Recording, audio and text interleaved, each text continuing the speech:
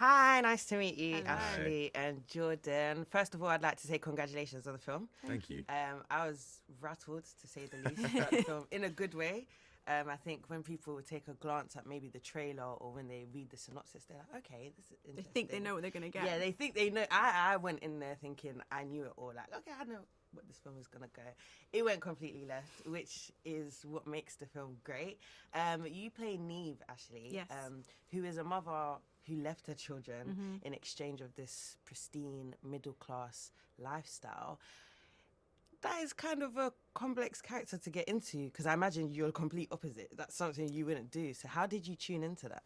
I spent a lot of time kind of finding reasons why, and you know, her backstory is really important, and Nathaniel and I spent a lot of time discussing that and giving her dimension and fleshing out the backstory. And it comes from trauma at the end of the day. She's escaping her everything, not just her heritage. She's escaping everything from her past, and part of that is her ethnicity, and part of that is her children. She puts herself first. She has that great line where she's like, fathers do it all the time.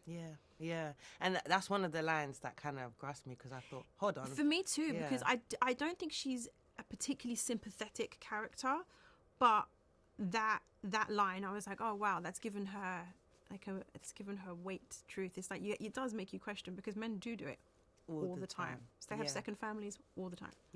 And that line kind of gives perspective to the viewer, like, oh, okay, cool. If the roles were reversed, would we be looking at it so strongly? Exactly. I don't think we would. Exactly. And Jorden, you play Marvin, who actually received trauma from his mother Neve leaving his sister at a very young age, and your character's understandably filled with rage and kind of doubt of whether his mother loves him at all.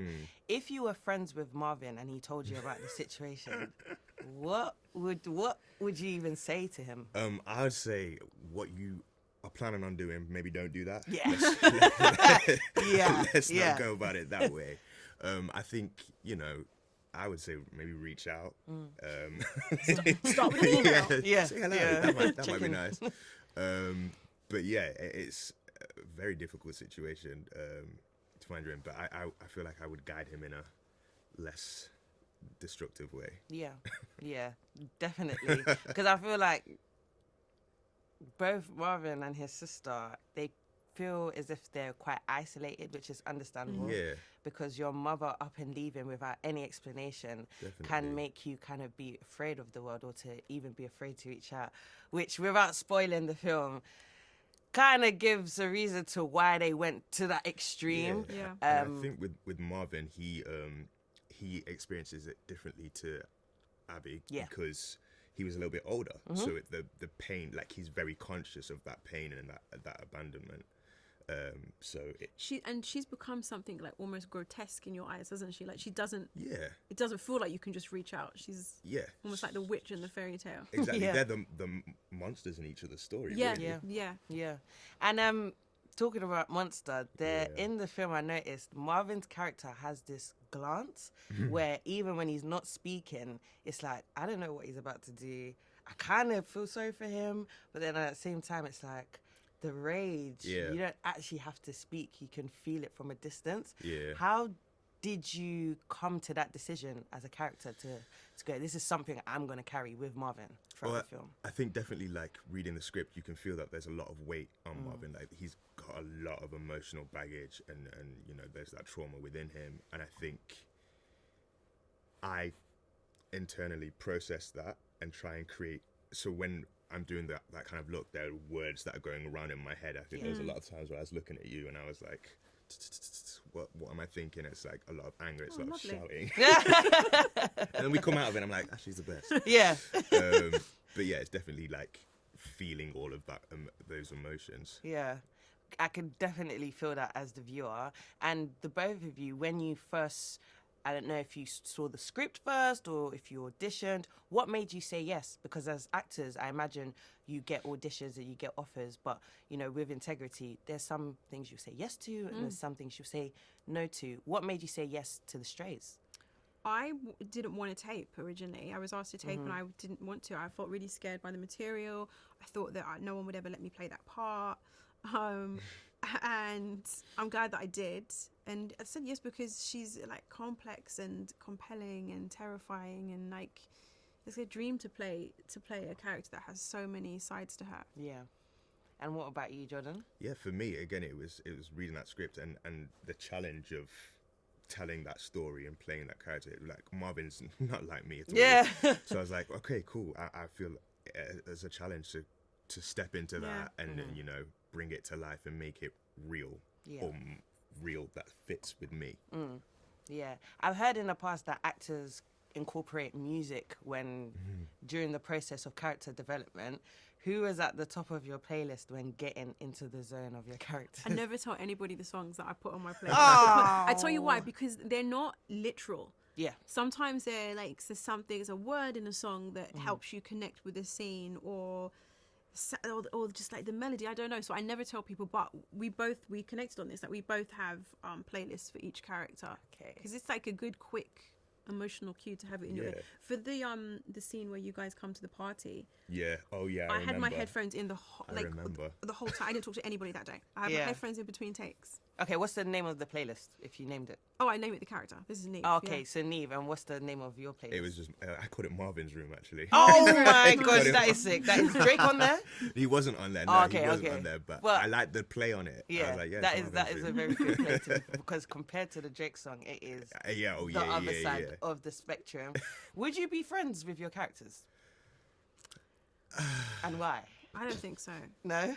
I don't think so. I don't think so. Because there's a lot of dishonesty in Neve, and I am quick to call bullshit on people in my life, and like I would be calling bullshit the whole time. It would be exhausting. But that's why you'd be a great friend for her, because you'd have a sword. She would cut me out so quick. Yeah, she'll block you because she'll be like, oh, she's clocking my cap every second.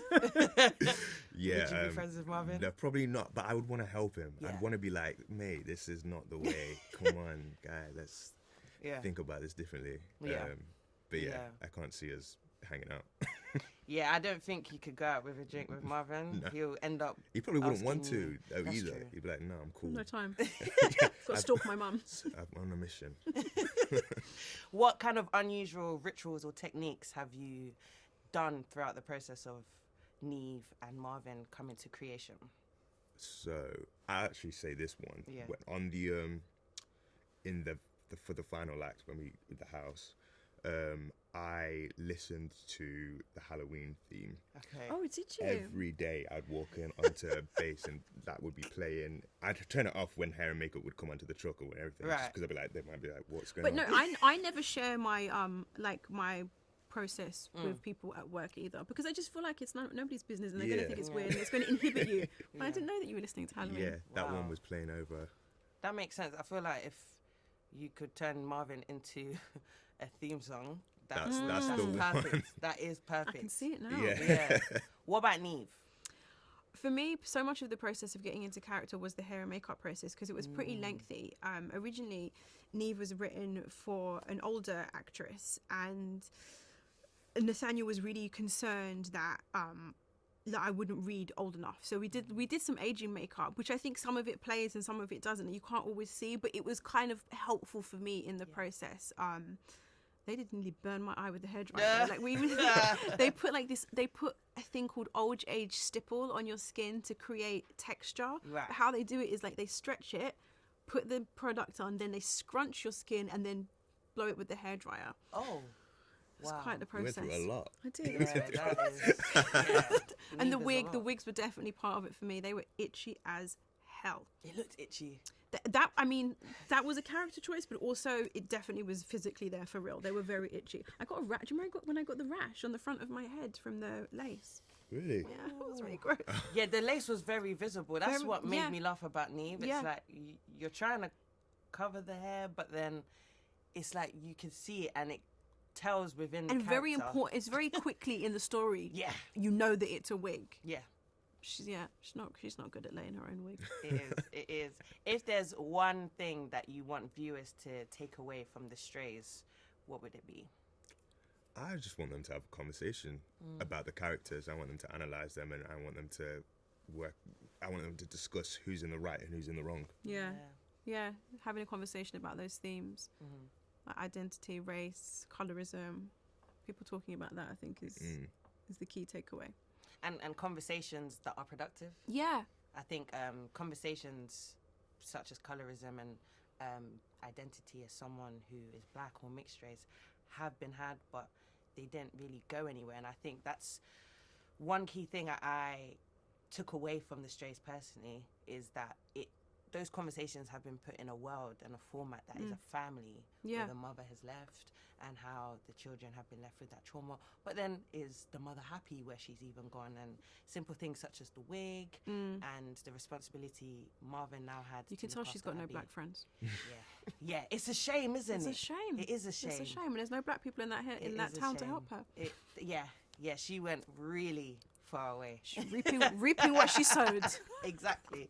And before I go, you both mentioned hair and makeup and life on set. One word to describe life on set whilst filming The Strays, and why? Intense. Intense. Fun. Yeah. Surprisingly, like, because of the content of the film, but a lot of fun. And why intense?